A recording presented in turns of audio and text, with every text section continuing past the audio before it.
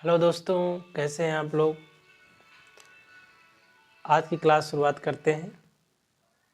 उससे पहले उम्मीद करते हैं कि आप लोग अच्छे होंगे और स्वस्थ होंगे। और आज आपको सामान्य परिचय करवाते हैं जीव विज्ञान से। हालांकि आप जानते हैं, इससे पहले आपको क्लास में हम बता चुके थे, लेकिन आपको सामान्य परिचय देते हैं और बेसिक इन्फॉर्मेशन देते हैं बायोलॉजी की।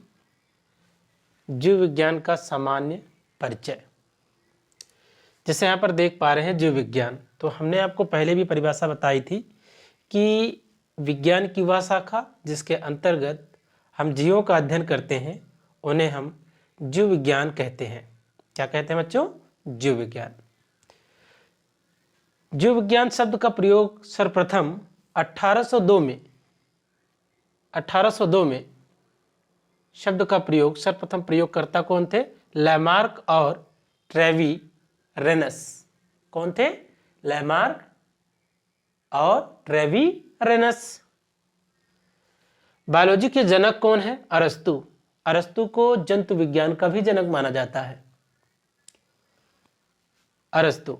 फिर यहां देखिए विज्ञान के कुछ शब्दावली दिए हुए हैं जिसको हम विज्ञान की भाषा में पढ़ते हैं। जैसे कि किसी भी वस्तु का हो या किसी प्राणी के बारे में अगर हम उसके पूरे समूह के बारे में पढ़ते हैं तो उनके लिए एक शब्दावली प्रयोग की जाती है। जैसे यहाँ पर है एपी कल्चर। एपी कल्चर जैसे कि मधुमक्खी पालन, एपी कल्चर मधुमक्खी पालन। एवी कल्चर को क्या कहते हैं? पक्षी पालन। पीसी कल्चर, पीसी कल्चर मतलब क्या हुआ? मछली पालन। सेरीकल्चर रेशम कीट का पालन। तो रेशम कीट का पालन, कुछ लोग शहतूत के पौधे पर जो है कि रेशम की कीट को पालते हैं, फिर उसी के कोकून के द्वारा जो है कि रेशम धागे प्राप्त किए जाते हैं जिनके द्वारा वस्त्र बनाए जाते हैं, तो उनको हम सेरीकल्चर कहते हैं। सिल्वीकल्चर है वन संवर्धक है। ओलेरीकल्चर सब्जियों की कृषि। फिर हॉर्टिकल्चर है बागवानी। पोमोलॉजी, पोमोलॉजी मतलब होता है फलों की खेती। विटिकल्चर अंगूर की खेती। एग्रोनॉमी फसलों की खेती, फसल में आपका धान, गेहूं, जौ, बाजरा, ये सारी फसलें आ जाती हैं। ओके बच्चों।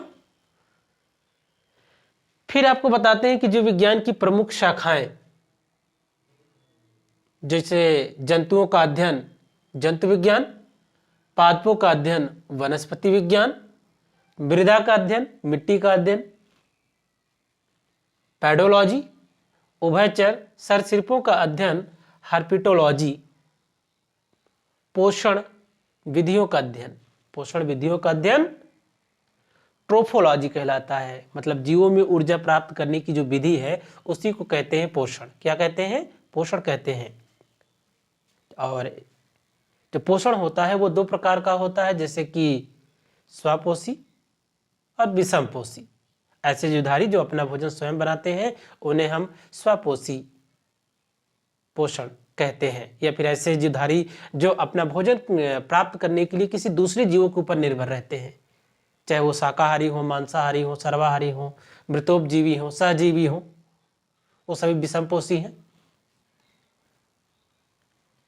फिर यहाँ पर है बेटा अगला है त्वचा का अध्ययन। त्वचा का अध्ययन का क्या कहलाता है? डर्मिटोलॉजी। क्या कहलाता है? डर्मिटोलॉजी। अस्थियों का अध्ययन ऑस्टियोलॉजी कहलाता है। तो अलग अलग चीजें हैं, जंतुओं के बारे में पढ़ना है, पादपों के बारे में पढ़ना है। विज्ञान की जो प्रमुख शाखाएं हैं हमने आपको लिखवा दिया। फिर यहाँ पर कुछ सिद्धांत हैं जैव विकास के। जैव विकास का मतलब होता है कि जीवों के क्रमिक विकास को ही जैव विकास कहते हैं। अब मानव का विकास हुआ है तो ऐसे तो नहीं कि अचानक हो गया है, धीरे धीरे परिवर्तन हुआ है और वैज्ञानिकों ने समय के अनुसार उस नियम को दिया जिसको हम कहते हैं जैव विकास संबंधी या फिर जैव विकास सिद्धांत। जैसे जैव विकास संबंधी प्रमुख सिद्धांत क्या है? जैसे कि लैमार्कवाद सिद्धांत है। क्या है? लैमार्कवाद सिद्धांत। तो लैमार्कवाद सिद्धांत इनके जनक है लैमार्कवाद की हैं। इन्होंने पुस्तक लिखी थी फिलोसॉफी जोलॉजिक, अन्य नाम उपार्जित लक्षणों की वंशागति सिद्धांत।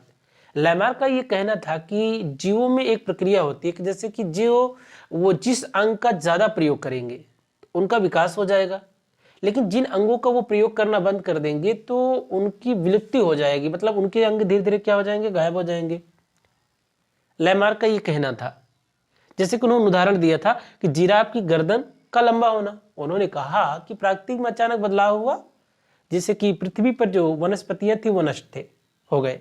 लेकिन जो बड़े बड़े जो वृक्ष बच्चे थे, तो उन्हीं को जो है कि ये जो छोटी गर्दन वाले जो जिराफ थे, इन्होंने क्या किया कि धीरे धीरे अपनी